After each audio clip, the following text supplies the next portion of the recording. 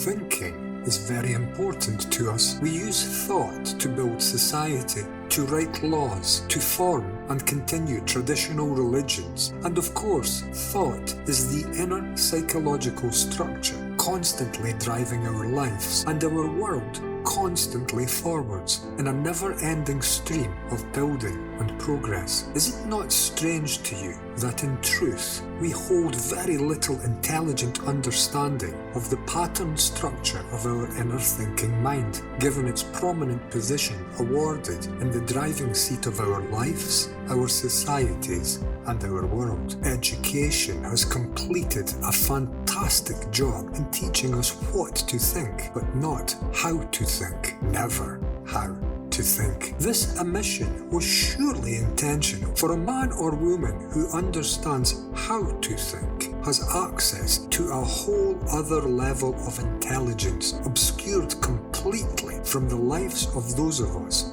who live blindly repeating the memory-based psychological structures educated into us all. Thought is memory, and memory is thought. There is no difference at all to these two words. They are, in all essence, two words pointing to the same movement. Thought and memory are one and the same. Don't believe it? Then please think now of an accurate representation of the face of my wife. Unless you have previously met her, or at least seen an image, you are unable to complete this task. Yet see her, meet her, or view a picture of her. The information required is immediately recorded into the brain cells, and you may dutifully and accurately picture inwardly. Thought is memory, and memory is thought. Thought is movement of past recordings of our inner and outer lives. Thought is also time. The entire movement is held within our memories. The movement of our thinking is the totality of all limited information I have recorded from my past. The past is time, and thought uses this accumulated bank of recorded inward knowledge to build a sense of continuity by using memory to construct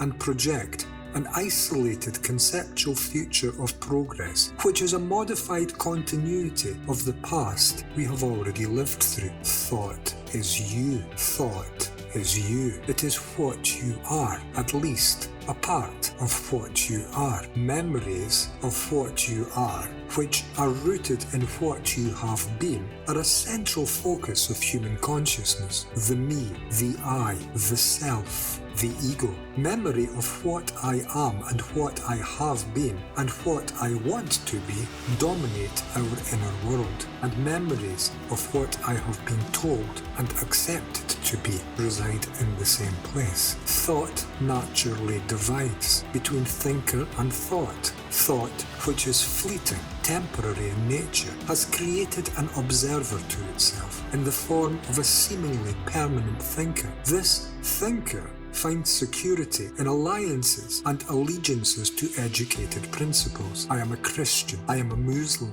I am a Jew, I, an American, and I, a European. Although such traditional concepts of group belonging do provide a certain sense of psychological security by belonging to a larger group and a feeling of a sense of continuity and working in progress towards a better future, these conceptual time capsules of human continuity divide our lives physically. We come to separate, we divide, we live on divided pieces of land, and we find spiritual comfort in conflicting traditional ideologies based on a ground of belief. We operate in life from this incessant inner stream of human thinking, human memories, which never turns off day or night, and which we have no idea as to how it functions. No one has provided a user manual. It is this, and only this, which is the one and only problem we all face. All other life problems we suffer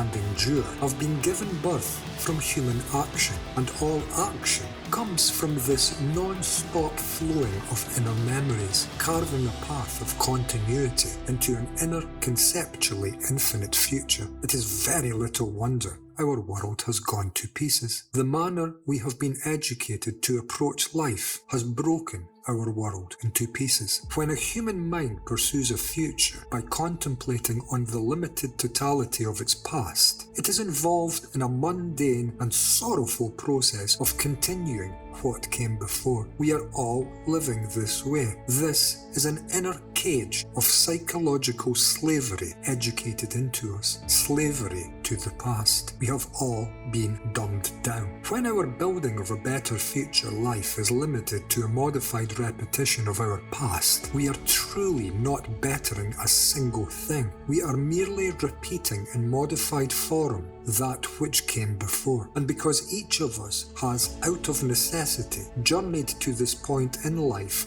from a different direction, each of us is seeking to move into a different future. And each of us is finding security in seeking the continuity of differing educated beliefs and ideologies long-standing to our race. We all find security in continuing a divisive, conflicted past. Christians are 2,000 years old plus. Jews are older. Buddhists are 2,500 years old. British royalty is over 1,000 years old. We find and cherish psychological security in the organised and dominating movements of established energies which came before, and this psychological security of living ever in continuous knowledge is denying our actual security, only to be found by denying this educated pattern of living ever in experience, accumulated knowledge.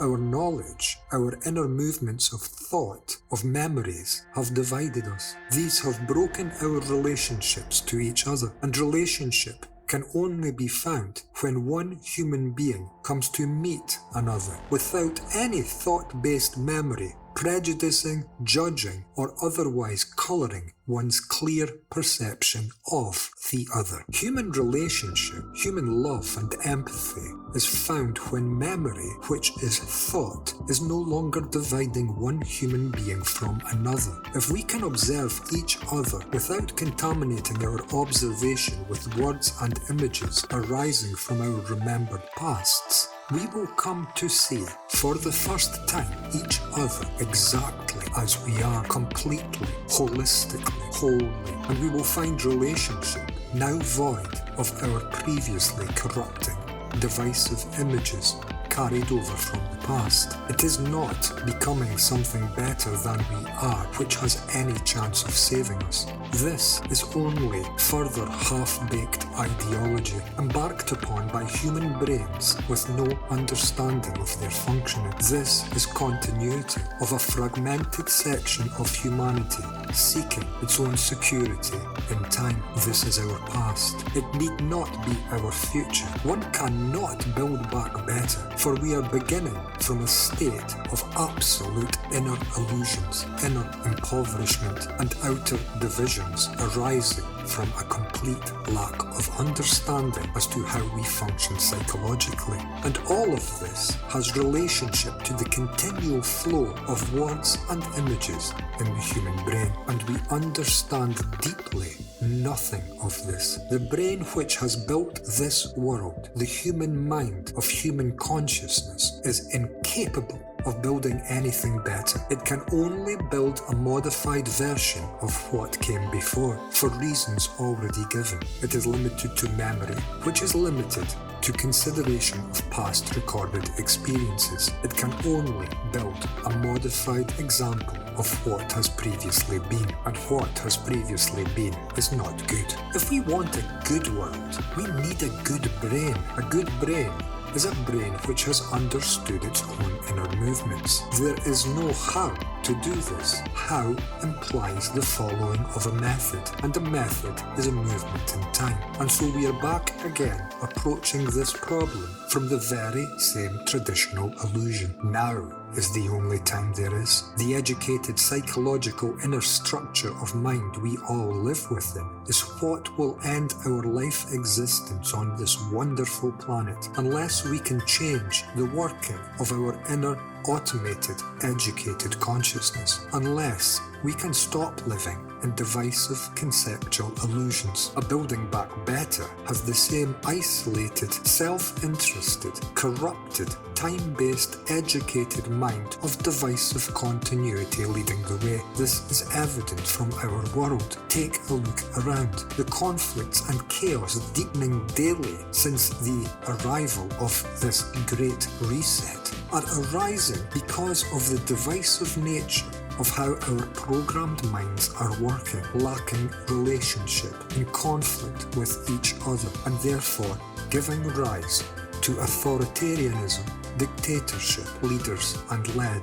Some of us are seeking a specific future of enrichment. Many others do not wish to see the same future. The projection of continuity, of continual progress, of divisive thinking, leading action arising from stored past remembered experiences, a mechanical and mundane, enslaved approach to life. Each of us is acting out of our own loop, based on our past experiences. Do you want to see a truly good world? Then revolutionize your mind to be a good mind. Understand the chaos you live within today. Watch and patiently learn about every inner psychological movement. Do not gather knowledge about what you see, which becomes only a coloured lens you look through next time. Approach every thought, every emotion, every inner movement without being an observer to it. Listen to your inner